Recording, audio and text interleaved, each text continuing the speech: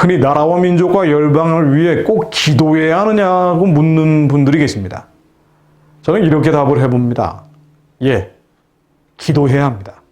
기도하지 않는다면 당신은 나라와 민족과 열방, 곧 이 땅의 수많은 문제들에 미혹되고 속고 있을 것입니다. 기도하지 않았기 때문에 광우병 파동, 천안함 폭침, 연평도 포격, 박근혜 전 대통령 탄핵 등 공중권세 잡은 자가 다스리는 미디어에 속아왔고 지금 또 미국 대선 국면에서 속고 있습니다. 지금 한국 교회는 기빌성 우상을 섬기는 평양 정권의 평화적 붕괴를 통한 피 흘림 없는 복음 통일을 위해 기도해야 합니다. 나라와 민족과 열방을 위해 기도해야 합니다. 정치범 수용소가 해체되고 지하 기독교인의 공개 처형이 중단되며 탈북자 강제 송환을 중단하고 노예가 된 2,500만 동족의 구원을 위해 부르짖어야 합니다. 그들을 포갑해온 우상숭배 체제와 소위 평화공존은 한다며 심지어 연대, 연합하는 것이 아닙니다. 또 그 사악한 조건을 지지, 지원, 강화하는 전혀 인도적이지 않은 인도적 지원을 할 때가 아닙니다. 그럼에도 불구하고 한국교회의 주류는 여전히 깜깜한 꿈속을 헤매고 있는 것 같습니다. 이제 곧 한국 개신교단체가 연합한 남북생명공동체연대라는 단체가 출범할 것이라고 합니다. 이에 앞서서 지난 11월 6일 롯데호텔에서는 통일부가 후원하고 남북생명공동체연대가 주최하는 남북생명공동체 실현과 평화경제학술포럼이라는 행사가 개최됐습니다. 남북생명공동체연대는 한반도 평화통일의 체계적인 준비, 보건, 의료 협력을 통한 생명존중운동 전개를 목표로 출범을 앞두고 있다고 합니다. 이 단체는 소강석 예장합동 총회장이 준비위원장을 맡았고요. 향후에 소 총회장, 이용훈 기독교 대한하나님의 성회 총회장, 신정호 예장 통합 총회장, 이철 기독교 대한감리회 감독회장이 공동 상임대표를 맡을 예정이라고 합니다.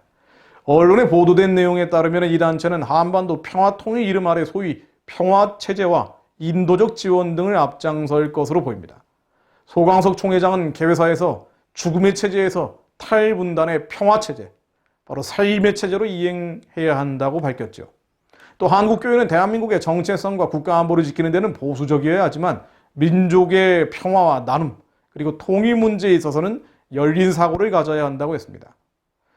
이른바 민족의 평화와 나눔, 통일 문제에서 보수적이지 않고 열린 사고는 무엇을 뜻하는 것일까요? 정치범 수용소 해체입니까?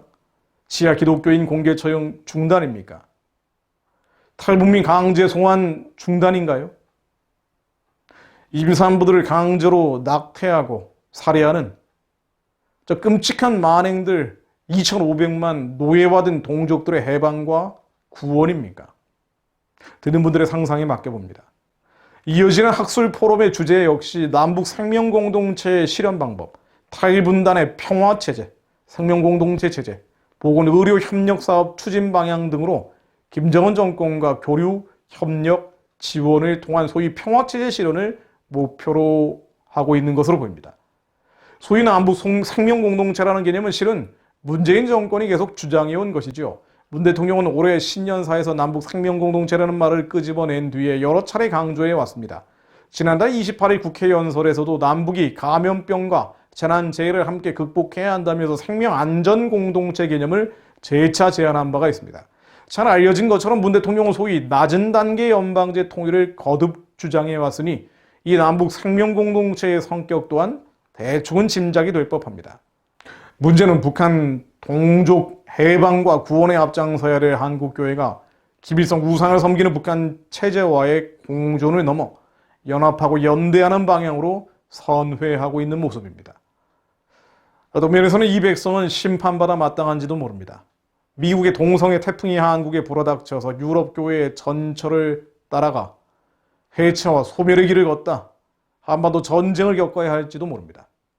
그러나 그럼에도 불구하고 하나님이 포기하지 않으시니 저희들은 포기할 수 없습니다.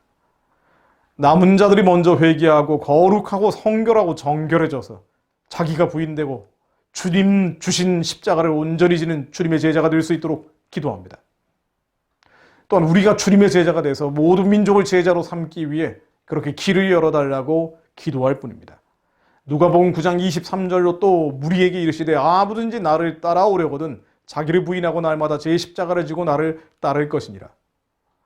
마태복음 28장 18절로 예수께서 나와 말씀하여 이르시되 하늘과 땅의 모든 권세를 내게 주셨으니 그러므로 너희는 가서 모든 민족을 제자로 삼아 아버지와 아들과 성령의 이름으로 세례를 베풀고 내가 너희에게 분부한 모든 것을 가르쳐 지키게 하라. 볼지어다 내가 세상 끝날까지 너희와 항상 함께 있으리라 하시니라. 하나님 아버지께서 예수 그리스도의 제자들에게 항상 함께 있을 것이라고 말씀하셨습니다.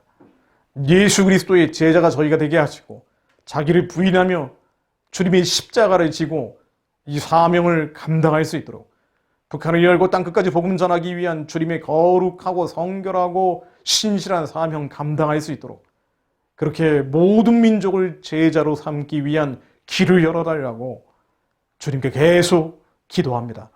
하나님 아버지, 저희 안에 있는 악독과 추악과 교만과 탐욕과 모든 음란한 것들을 십자가에 못 박습니다. 세상을 보며 절망하고 교회를 보며 실망하고 있으나 하나님 먼저 저희들이 회개합니다.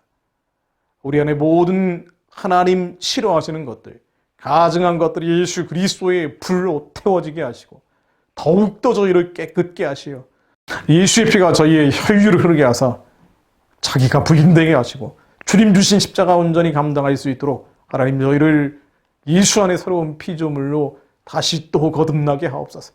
세상 끝날까지 주님이 저희와 함께 계심을 믿사오니 하나님 이제는 모든 민족을 제자로 삼기 위한 길을 열어주옵소서. 북한의 우상숭배 체제를 예수 그리스도 이름으로 무너뜨려 주시고 중국의 공산주의 질서가 예수 그리스도 이름으로 깨어지게 하사 복음 들고 땅끝까지 선교하는 길을 열어주옵소서.